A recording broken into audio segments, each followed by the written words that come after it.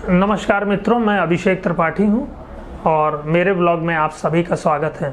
इस blog series में मैं आपको अपने भारतवर्ष में पिछले 50 से 60 सालों में छपती आ रही कुछ प्रसिद्ध, सबसे फेमस और सबसे ज़्यादा सर्कुलेशन में रही पत्र पत्रिकाओं को दिखाऊंगा और हम लोग उनमें आज तक छपी हुई ख़बरों को, न्यूज़ स्टोरीज़ को, फीचर्स वगैरह को देख करके उन पर थोड़ा सा डिस्कशन करेंगे।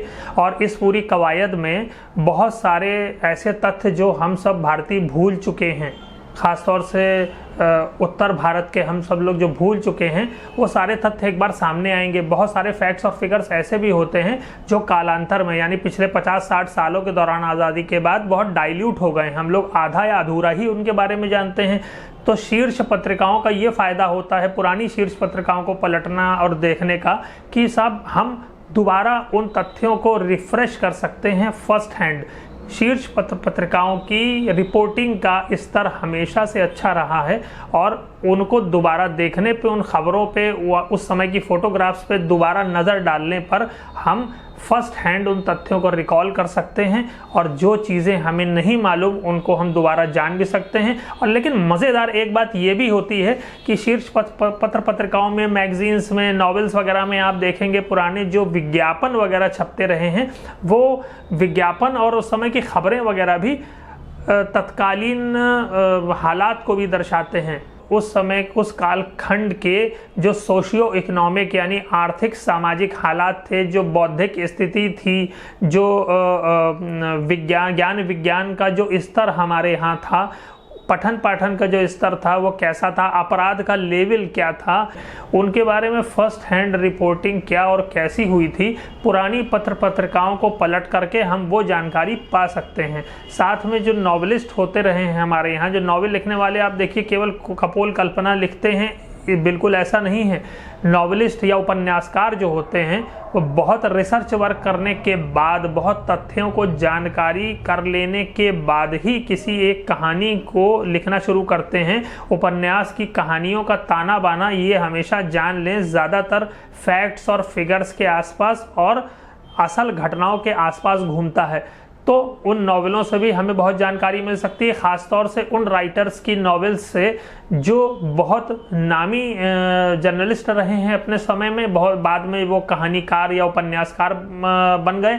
तो उस तरह की कई 400-600 किताबें, मैगजीन्स, पत्र पत्रिकाएं मेरे पास उपलब्ध हैं। अधिकांश हिंदी भाषा में हैं, कुछ एक पत्रिकाएं ऐसी भी हैं जो अंग्रेजी भाषा में प्रकाशित होती रही हैं।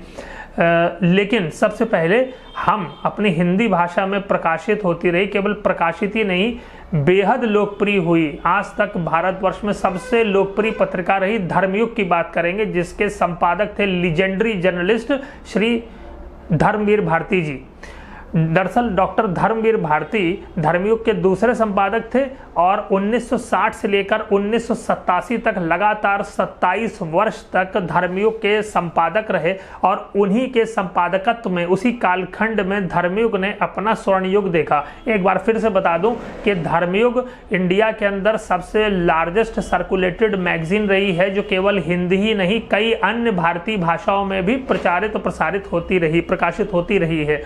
तो इसके अंदर जिस प्रकार के, जिस स्तर के लेख सामग्री और जिस प्रकार की खबरें रहती थीं, उन्होंने पत्रकारिता का इस देश के अंदर एक नया आयाम वाकई में स्थापित कर दिया और पूरा देश इस साप्ताहिक पत्रिका को पढ़ने के लिए लालायित रहता था। एक समय था जब 50 नए पैसे की पत्रिका आती थी और लोगों में इस कदर जुनून देखने को मिलता था कि बस वो अब अल्टीमेट था।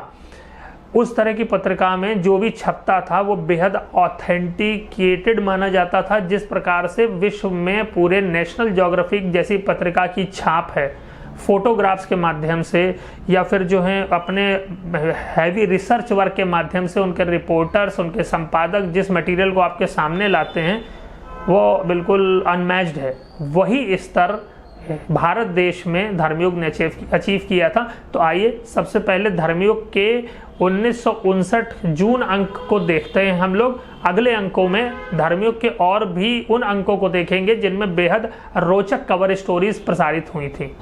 तो आइए चलें, पलटते हैं अतीत के कुछ पन्ने।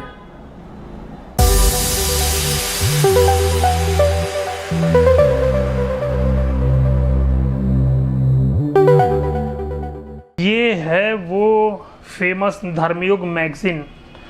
जी हाँ, दरअसल अपनी कैटेगरी में, यानी कि ये ब्रांड इतना फेमस है। 62 वर्ष पुरानी मैगज़ीन है, जैसा कि आप देख सकते हैं। 21 जून 1959 यानी 1959 की जून 1959 का अंक है। साप्ताहिक पत्रिका थी और हर सप्ताह प्रकाशित होती थी। सबसे बड़ी बात ये कि आज से 60-62 वर्ष पहले भी, बल्कि और ज़्यादा पहले, ये 1949 में शुरू हुई और थोड़े ही दिन बाद से इसने रंगीन यानी कलर्ड प्रकाशन देना शुरू कर दिया। जबकि ये अपने आप में एक बहुत बड़ी बात थी कि उस समय जब फिल्में भी ब्लैक एंड वाइट चला करती थी, कलर्ड कहीं आसपास नहीं था और बेहद महंगा पड़ता था कलर्ड प्रिंट, उस वक्त आपको ये पत्रिका यानी धर्मयुग कलर्ड प्रकाशित होके मिलती थी। तो आर्टिस्ट के लिए, कलाकारों के लिए एक बहुत बड़ा मंच था, क्योंकि उस समय भारत में ना टेलीविज़न का प्रचार प्रसार हो पाया था, ना ही इंटरनेट की सुविधाएं तो कहीं दूर दराज तक नहीं थी। अब सबसे बड़ी चीज़ ये है कि आप देख सकते हैं, एक देखिए मैं करीब लाता हूँ कैमरे के, आप देख सकते हैं कि रेट लिखा है इस जगह पे, यहाँ देखें ध्यान से, 50 नए पैसे, 50 नए पैसे लिखा है, यानी 50 पैसे की मैगज़ीन है। और नए पैसे से यहाँ तात्पर्य ये है कि उस वक्त भारत सरकार ने 1957 में ही करेंसी में यानी रुपए में मेट्रिक मेजरमेंट का अडॉप्ट कर लिया था मेथड। और जो पहले आने वाला सिस्टम था, आना 16 आने का 1 रुपया होता था और 1 आने में 4 पैसा हुआ करता था। वो आपको कहावत याद होगी, 16 आने सच। तो वो 16 आना या 4 पैसे 1 आना, ये सिस्टम ख़त्म करके भारत सरकार ने केवल पैसे का सिस्टम चालू कर दिया था। और उस वक्त से 1957 से ही मैट्रिक सिस्टम जो करेंसी में लागू हुआ था, उसी के कारण आज 100 पैसे का 1 रुपये होता है जी। और 1957 में जब ये मैट्रिक सिस्टम करेंसी में शुरू हुआ तो भारत सरकार ने हर एक सिक्के पे नया पैसा लिखना शुरू कर दिया। उस समय 1 पैसे के भी सिक्के होते थे। तो ये समझ लीजिए ये 50 रुपए के बराबर ये रहा होगा उस समय करेंसी का। ये इन्फ्लेशन इतना ज़्यादा आजकल है, तो मुझे ऐसा लगता है कि 50 पैसे बहुत सारे लोग बहुतायत में अफोर्ड नहीं कर पाते होंगे, ये 50 पैसे भी। तो 50 नया पैसा 1957 से और 1962-63 तक लिखा गया सिक्कों पर। फिर उसके बाद नया पैसा शब्द लिखना ख़त्म किया गया, केवल पैसे लिखा जाने लगा।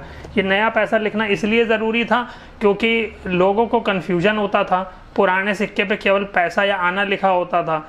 तो जब नई मैट्रिक सिस्टम वाली करेंसी चलन में आई, तब उन्होंने नया पैसा लिखना स्टार्ट किया।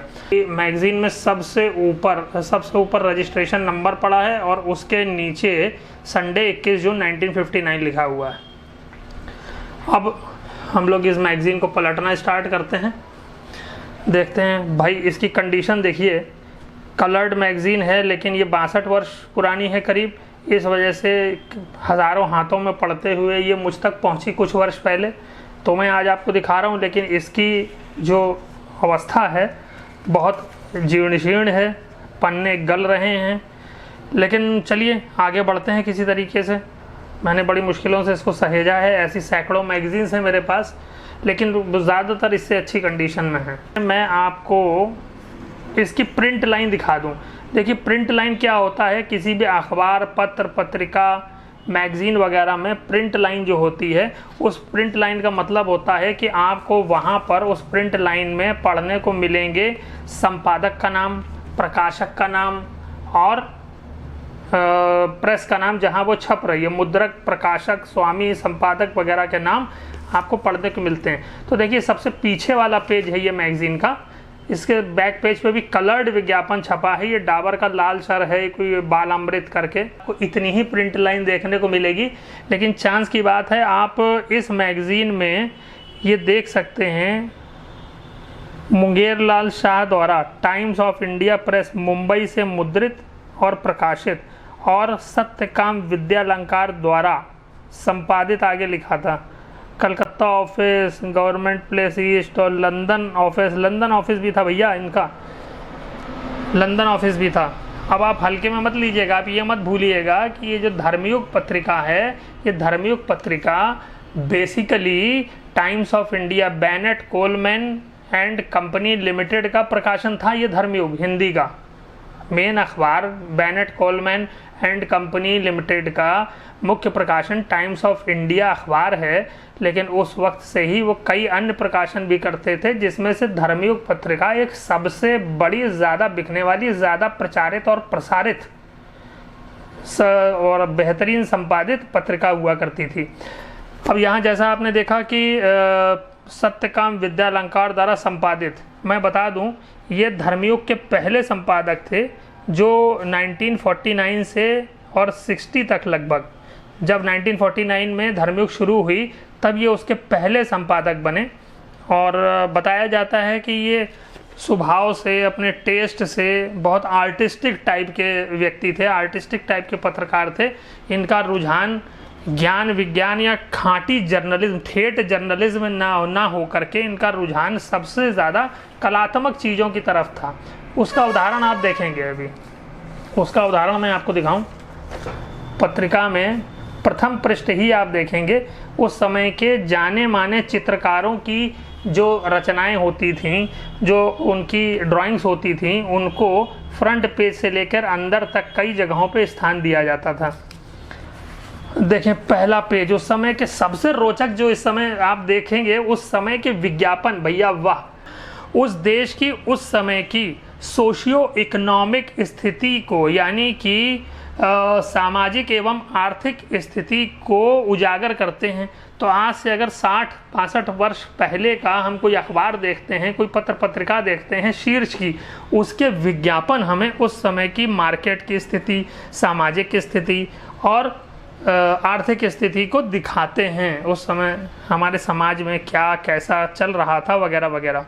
अभी जैसा कि आपने ये बैक पेज पे जब मैंने पलटा था, एक विज्ञापन देखा था, ऐसा नहीं है जड़ी बूटी हकीम नीम के जो विज्ञापन हैं आज ही होते हैं, भैया आप यहाँ भी देख सकते हैं।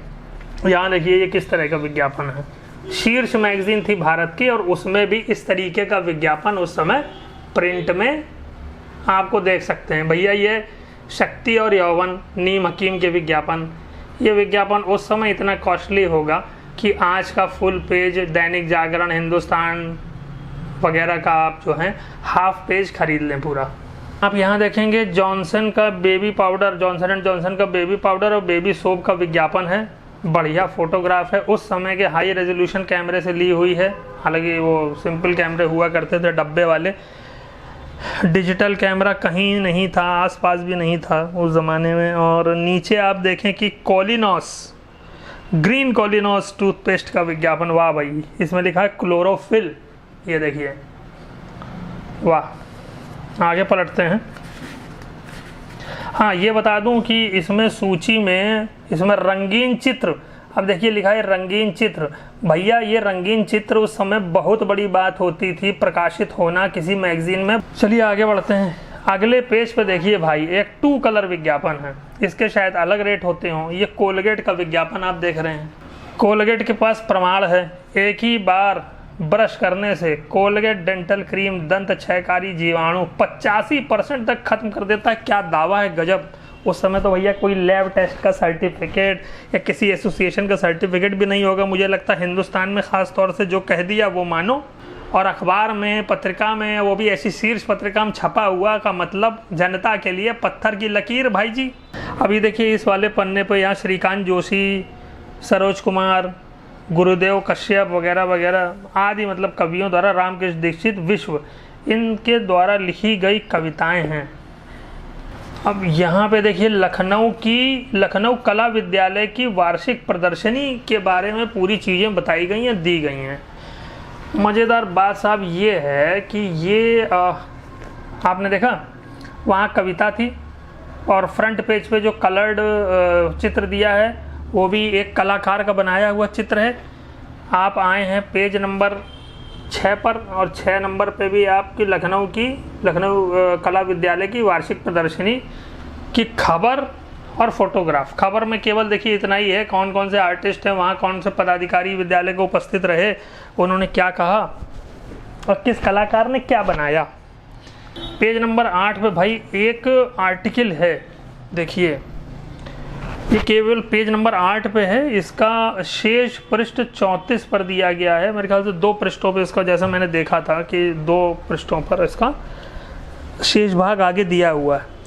अब यहाँ पे टाइटल देखिए, याद है झांसी की रानी का ज़माना याद है, याद है झांसी की रानी का ज़माना याद है, ये इस फीचर का टाइटल है। और इसमें आपको झांसी का किला, किले के अंदर रानी लक्ष्मीबाई का मतलब उस समय का महल वगैरह है, ये अंदर तालाब और घाट वगैरह हैं, सरोवर है, और ये एक कलाकार द्वारा वहाँ बनाई गई रानी लक्ष्मीबाई की प्रतिमा है। ठीक है, मैं आपको कुछ कैप्शंस पढ़ के बता देता हूँ क्योंकि ये इस अंक की प्रमुख चीज़ों में से एक है।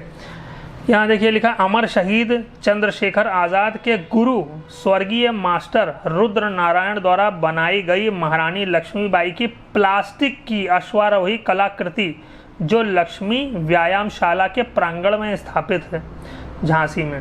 ठीक, अब यहाँ पे उल्लेखनीय चीज़ ये, अमर शहीद चंद्रशेखर आज़ाद के गुरु स्वर्गीय मास्टर रुद्र नारायण द्वारा बनाई गई ये प्लास्टिक की कृति अमर शहीद चंद्रशेखर आज़ाद दी, हम सभी जानते हैं उनको, शायद ही कोई भी बच्चा भी हो शायद इस देश का जो अमर शहीद चंद्रशेखर आज़ाद जी को ना जानता हो। वैसे बता दूं कि उनका नाम चंद्रशेखर तिवारी था, और मैंने ही अपने एक दूसरे चैनल में, जो चैनल मेरे नाम से है, उसमें शहीद चंद्रशेखर आज़ाद के ननिहाल गांव, जहां वो पैदा हुए और बाद तक रहे, मध्य प्रदेश जाने से पहले जहां वो हुए, जहां वो रहे, वो जगह है कानपुर शहर से मात्र 22 या 20 किलोमीटर दूर बदरका गांव, उन्नाव जिले का बदरका गांव।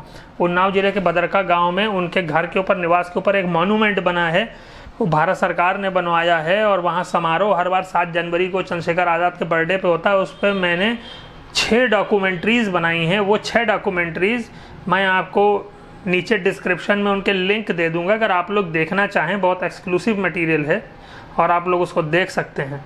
ठीक है, चलिए खैर, ये हमारी रानी लक्ष्मीबाई चंद्रशेखर आज़ाद जी की बात हो गई। ये उनकी फ़ोटोग्राफ्स हैं उस समय के महल की, मैंने बताया, ये किले की हैं। देखिए ये किला उस समय खाली दिख रहा है, आसपास कोई ज़मीन खाली पड़ी है, और आज आप झांसी जाएंगे तो यहाँ पे इतना बन गया है, कंस्ट्रक्शन हो गया कि आप समझ ही नहीं पाएंगे, वही जगह है। यहाँ छाता नाम की अगले पेज पे एक कथा है। इस कहानी में उस समय का सामाजिक परिदृश्य दर्शाया गया है, मध्यम वर्ग के बीच का। जिस प्रकार की फिल्में आप देखते रहे होंगे उस समय, उस तरह की परिवेश की कहानी है, जैसे मिस्टर एंड मिसेस 55 वगैरह वगैरह। आगे चलते हैं। हाँ, क्रिकेट आ गया भाई। नहीं, स्पोर्ट्स का ये पन्ना है कि क्या है, इसमें विभिन्न प्रकार की या विविध चीज़ों से जुड़ी हुई फोटोग्राफ्स दी हैं। अब जैसे ब्रिटेन की विश्व प्रसिद्ध घुड़दौड़ डर्बी में सर हम्फी दी ट्राफोर्ड का घोड़ा, उनके घोड़े का नाम था पार्थिया, प्रथम आया। घुड़दौड़ का एक दृश्य। अब साहब चलिए, विविध चीज़ें हैं, दिन दुनिया की फ़ोटोग्राफ्स दिखा दी हैं। उस समय तो आदमी को देखने को नहीं मिलती थी, आज तो इंटरनेट पे क्लिक करो या बिना क्लिक किए और बिना जो है सर्च किए ये सारी चीज़ें पल पल दिखती हैं आपको लाइव। ये है पिछले दिनों फ्लोरिडा यानी अमेरिका से रूस आए हुए कुछ अमेरिकनों का स्वागत करते हुए रूस के प्रधानमंत्री खुश्चेव। आप देखिए ये खुश्चेव हैं, इस फोटोग्राफ में आप खुश्चेव को देख सकते हैं। अमेरिकन प्रतिनिधिमंडल से मिल रहे हैं, शेक हैंड्स हो रहे हैं। उस समय की इम्पॉर्टेंट फोटोग्राफ है, उस समय जब कोल्ड वॉर अमेरिका और यूएस के बीच, यूनाइटेड स्टेट्स ऑफ अमेरिका के बीच चल रहा था। उस कोल्ड वॉर के शुरू होने के जस्ट पहले की ये फोटोग्राफ है। अब ये खुश्चेव का पूरा नाम आपको शायद ध्यान हो, इनका नाम निकिता खुश्चेव था। ये वो प्रधानमंत्री हैं जिन्होंने सेकेंड वर्ल्ड वॉर में स्टालिनग्राड से जर्मनी को पीछे खदेड़ दिया था। इन्हीं की पॉलिसी थी, इन्हीं की पॉलिसी के कारण रूस ने जर्मनी पे जो पलटवार किया, फिर पीछे मुड़ के नहीं देखा और अपने झंडे गाड़ दिए, और फिर जर्मनी तक घुसता हुआ और जीतता हुआ चला गया। ये वही महान निकिता खुश्चेव हैं। नीचे चूँकि आप लोग जानते हो कि भारत की विदेश पॉलिसी रूस से प्रभावित रही है, और नॉन अलाइनमेंट की बात की तो जाती थी, लेकिन हम यानी कि भारत जुड़ा हुआ था रूस से, बहुत कुछ निर्भरता थी रूस के ऊपर। ये उनके स्पेस प्रोग्राम की, रशिया के तत्कालीन सोवियत संघ के स्पेस प्रोग्राम की ये फोटोग्राफ है जिसमें वो बंदर भेजा गया था स्पेस में। ये सोवियत संघ में ही हमारे कई सारे कवि, जो शीर्ष कवि थे भारत के, एक कॉन्फ्रेंस में शामिल हुए थे, उसकी फ़ोटोग्राफ है। कहीं नहीं दिया, यहाँ बस लिखा है 3 पड़ोसी। 3 पड़ोसी, यहाँ से कोई पन्ना भी भैया फटा नहीं है, लेकिन 3 पड़ोसी कौन है? मेरे ख्याल से ये इस बाग में, कश्मीर के इस बाग में, यहाँ 3 हट्स दिए हैं इस बाग में। तो वही बाग हैं सारे डल लेक के किनारे, डल झील के किनारे कश्मीर के, जहाँ पे आप शूटिंग्स वगैरह देखते रहे, कश्मीर की कली और ये वो तमाम पिक्चरें बन गई हैं। तो ये 3 हट्स हैं, ये 3 पड़ोसी कह दिया इन्होंने, शायद कुछ नहीं, एक टाइटल दे दिया है। और ये बेअंत सिंह सहाय साहब, बेअंत सिंह, यहाँ देखिए लिखा है नाम फोटोग्राफर का, ये बेअंत सिंह सहाय, उन्होंने ये पिक्चराइज किया था, फोटोग्राफ उनकी है। एक यहाँ फिर से एक कहानी है, छलना।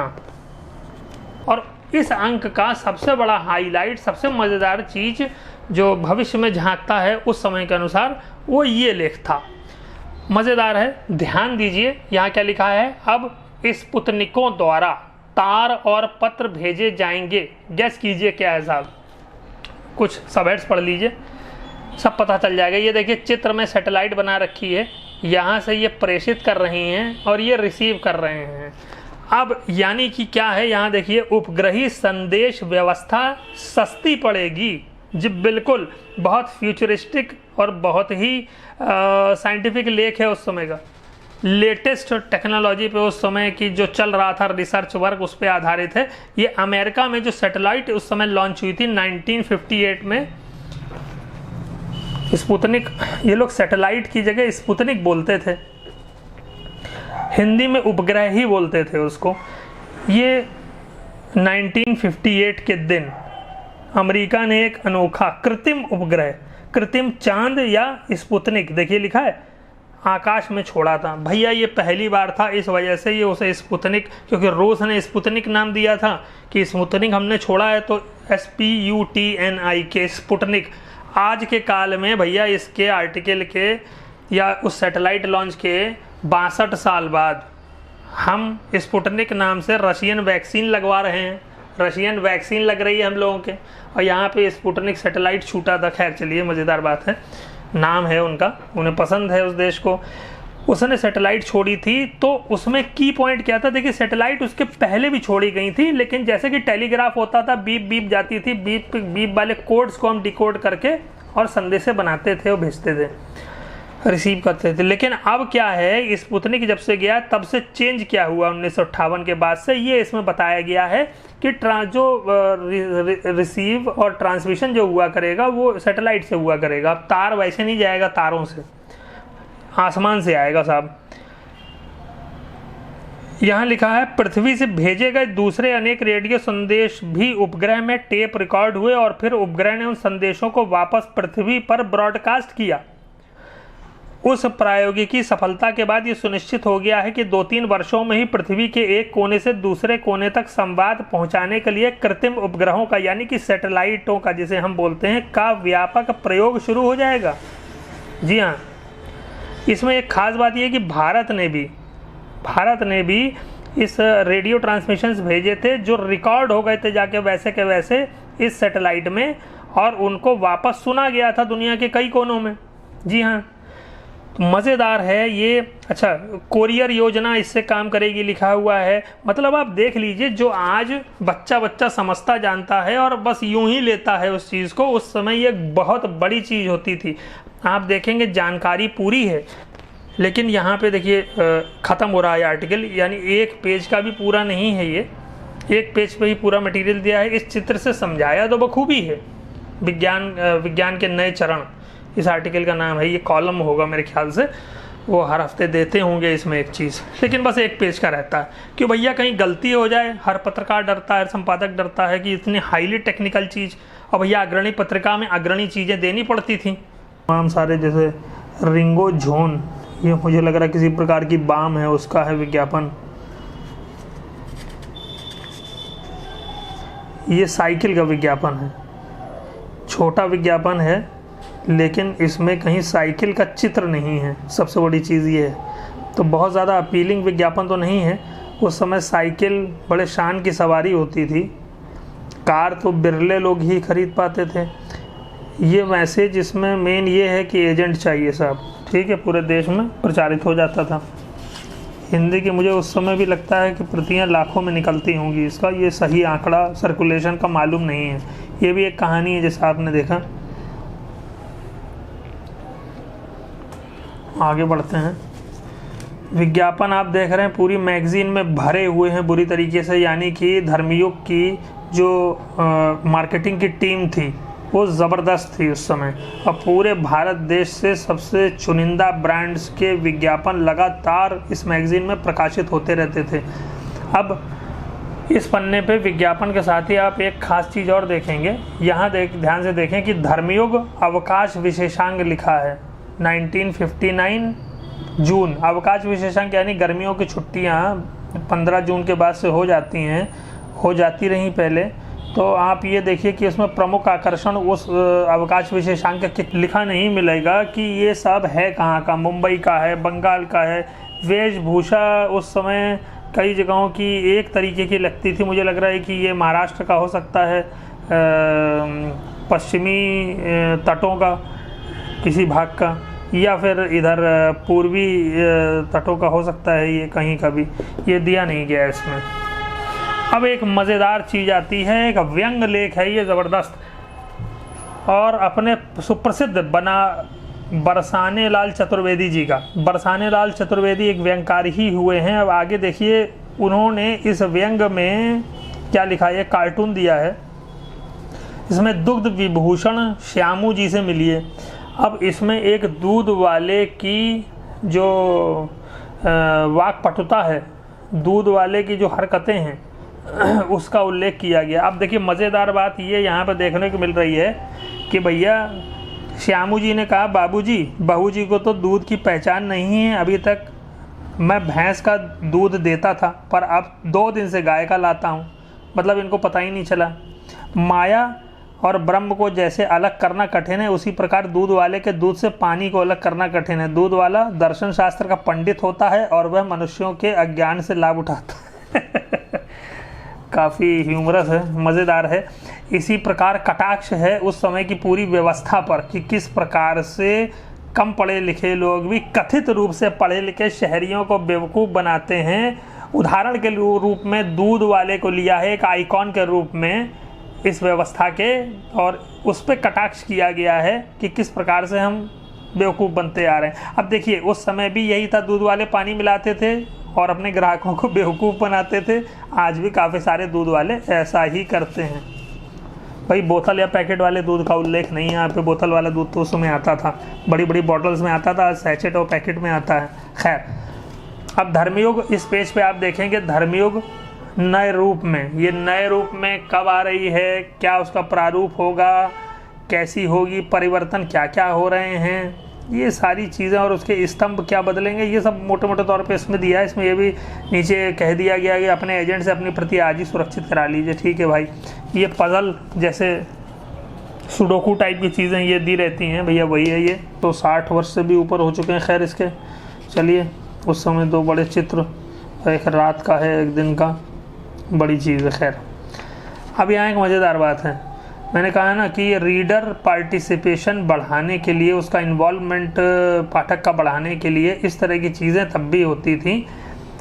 जिन जोड़ों का विवाह हुआ उनमें सब लोगों को इनवाइट किया गया, अपने विवाह की तस्वीरें भेजें। अब लेकिन एक बात नोट करिए, जितने इसमें जोड़े दिख रहे हैं उस समय के हिंदुस्तानियों की हालात याद कीजिए और इन फोटोग्राफ्स को आप देखिए।